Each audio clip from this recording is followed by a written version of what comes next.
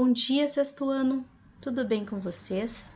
Então, hoje nós vamos continuar o nosso trabalho com a experiência poética que nós estamos tendo, né? Então, para abrir a nossa aula de hoje, nós vamos trabalhar com esses textos, o texto 1 e o texto 2. O texto 1 se encontra lá na página 54.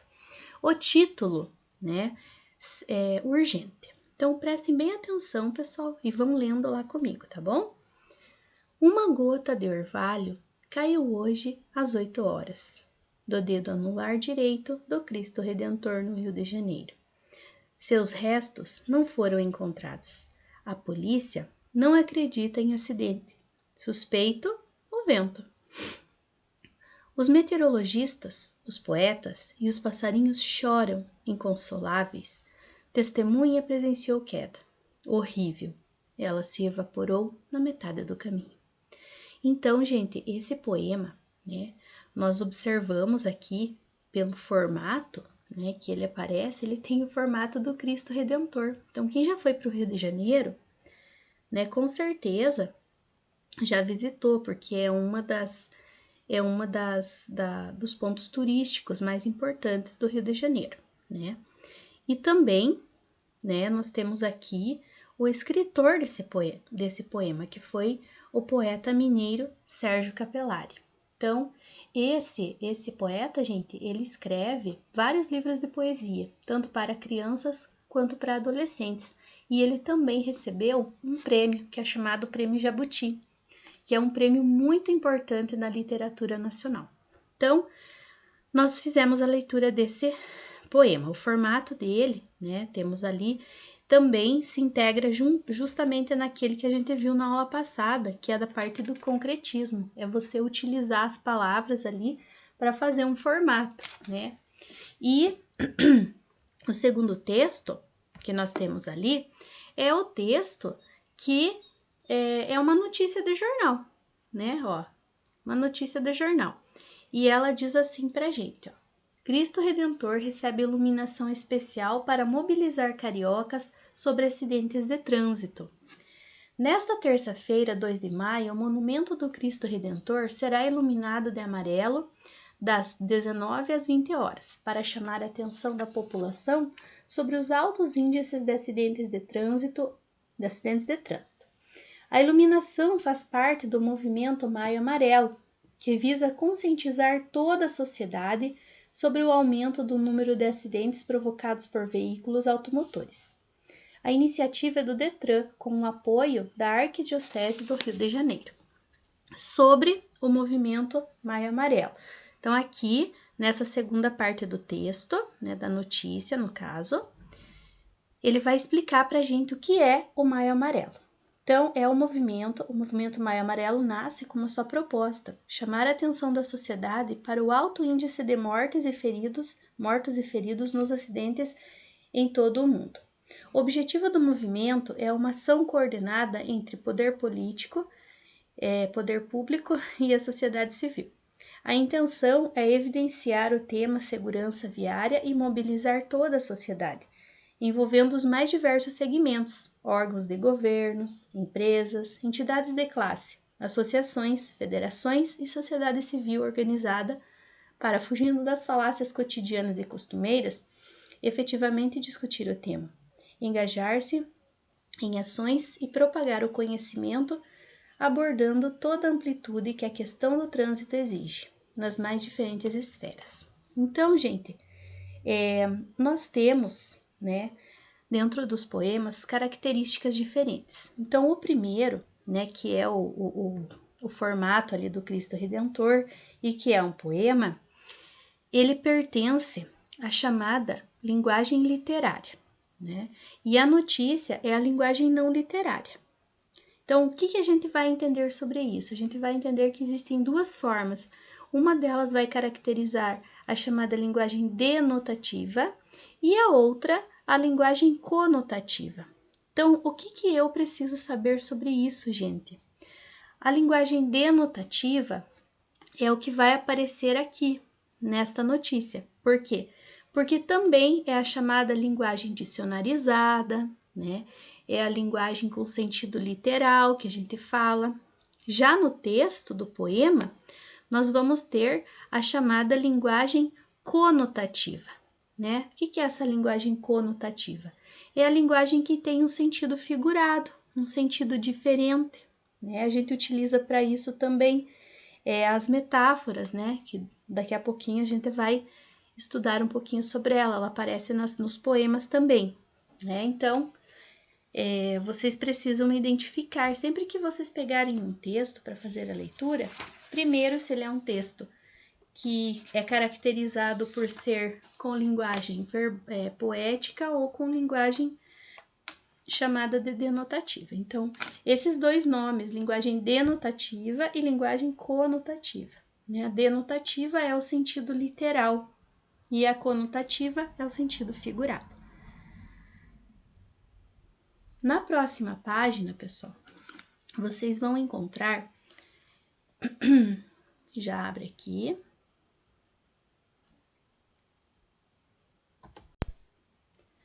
nesta página, que é a página 56, eu quero que vocês grifem esse fique por dentro.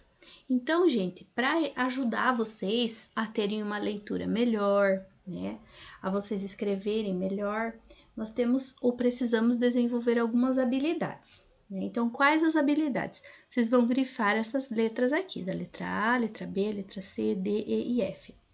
Então, na letra A, compreender que textos sobre um mesmo tema podem ter finalidades diferentes, certo?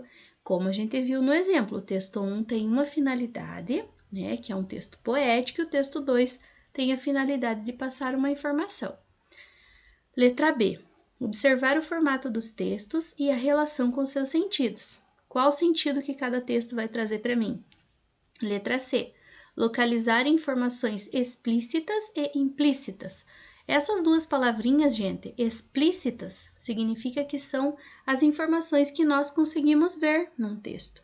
E as implícitas são as que estão escondidas no texto, aquelas que vão aparecer justamente quando tivermos um texto que é considerado um texto literário, né? Ou que tem uma linguagem conotativa. Na letra D, reconhecer diferenças entre a linguagem poética e a linguagem objetiva, que é aquela que eu falei para vocês da denotativa. Inferir o sentido da palavra expressão, quer dizer, deduzir o que aquela palavra, aquela expressão tem, principalmente quando o texto for literário. E a letra F, comparar textos, observando semelhanças e diferenças na forma e no conteúdo, né? Então, isso é muito importante para a gente conseguir entender melhor o funcionamento de cada texto. Aí, nós temos a questão 4 ali.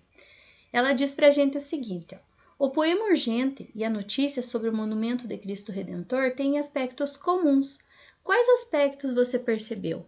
Então, gente, baseados lá no textinho do poema e na notícia, o que eles têm em comum? Né? O que eles têm em comum? Se você for analisar cada um deles, você vai perceber. Ambos têm como tema o Cristo Redentor. Então, o tema é parecido, né? Enquanto um usa uma linguagem poética, o outro usa outra linguagem, mas eles têm esse tema que é o tema em comum. Também, se você for pegar o poema e ler e escrever ele em forma de prosa, você vai perceber que ele também faz parte de uma notícia. Então, ambos falam de uma notícia, né? Seria, claro, que uma notícia não possível, né? Caindo uma gota de orvalho que se espalhou no ar, né? E também a própria imagem, né? Então, no texto 1, a gente vê que o formato que é produzido a partir da imagem é o formato do Cristo Redentor. E na notícia nós temos o Cristo Redentor ali, né? Então, são esses elementos ali que vocês podem colocar, né? Se vocês conseguirem achar outros, também podem colocar. Número 5. Releia os textos e relacione as características das linguagens a seguir.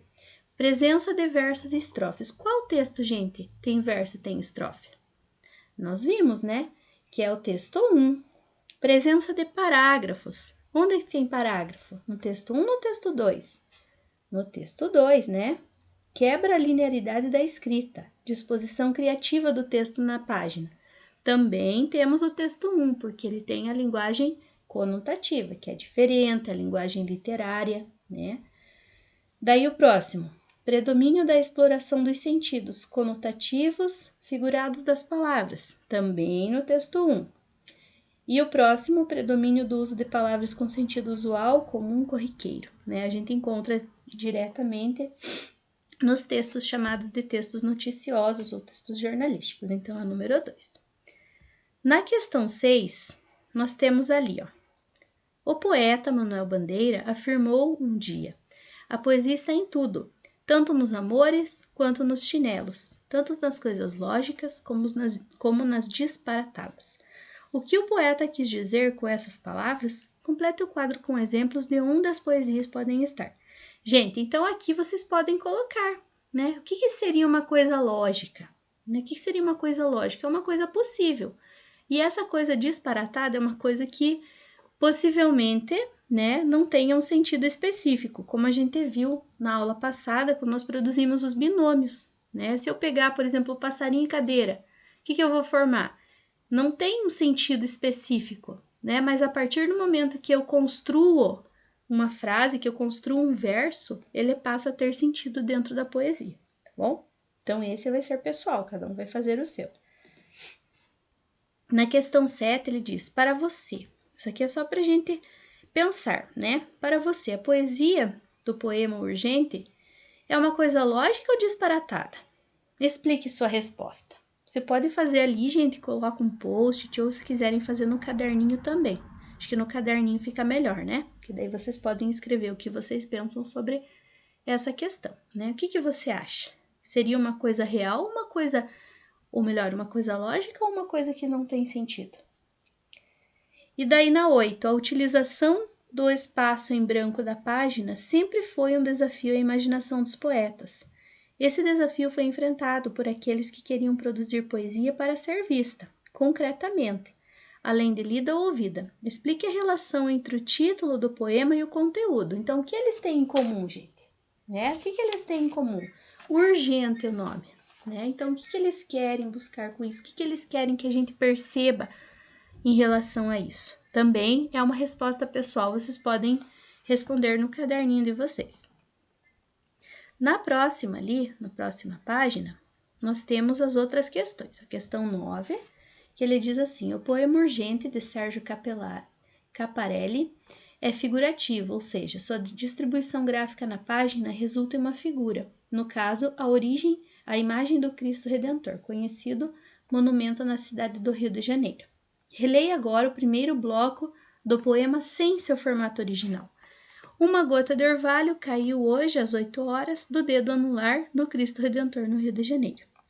O que acontece quando desmontamos a figura formada pelos versos? O que será, gente, que acontece? Será que ele vai ter o mesmo sentido ou não? Né? Então, o que acontece, gente, num poema concretista, que é o formato que ele tem? Ele precisa respeitar essa organização das palavras no papel. Então, a partir do momento que nós tiramos o verso, que nós deixamos ela num formato diferente, o poema acaba perdendo o seu sentido, né? Por quê? Porque quando você observa a disposição lá no texto original, né? É o formato do Cristo Redentor, né? E aqui não faz formato nenhum. Então, quando nós mudamos, trocamos, nós acabamos tirando, sim, o sentido daquele texto. Daí, na letra B, que outro formato os versos iniciais poderiam ter? Então, gente, o que vocês podem colocar aqui? Vocês podem pegar essas palavras aqui e criar, né? Criar uma imagem aqui para vocês. Ah, eu quero criar a imagem de uma gota, né? Então, eu começo colocando lá uma gota, como se eu tivesse uma gotinha aqui formada com essas palavras. Ah, eu quero formar uma mão, por exemplo. Eu posso fazer isso? Eu posso. Se eu conseguir fazer, eu posso. Por quê? Né? Cada um vai ter uma ideia para colocar aqui. Então, essa também é pessoal. Na questão 10, o poema faz o leitor tomar conhecimento de um crime. Que reação esse poema despertou em você, leitor, com a notícia desse crime? Gente, qual é a tua sensação quando você leu? Qual emoção você despertou? Qual o sentido para você que esse poema trouxe, tá? Então, cada um vai escrever o seu, porque também é pessoal. 11. O poema urgente lembra uma notícia policial. Observe que a ordem de apresentação dos fatos responde às perguntas que fazem parte do lead. O lead, né, todo mundo sabe, é um parágrafo que tem já abaixo do título e ele acaba dando um resumo da notícia pra gente. Desse gênero textual, quem, o que, quando, onde e como. Transforme o poema do parágrafo inicial em prosa de uma notícia. Depois compare sua produção. Então, gente, você vai pegar a primeira parte do poema e vai transformá-lo em prosa. Qual é a diferença do texto em verso e do texto em prosa? O texto em prosa tem parágrafo, tem pontuação específica, enquanto o texto do poema não, tá bom? Então, gente, depois que vocês terminarem essas atividades, né, eu quero que vocês mandem uma fotinho lá para mim, tá bom? Do que vocês fizeram para validar a aula de vocês. Um abraço, pessoal, e até a próxima aula.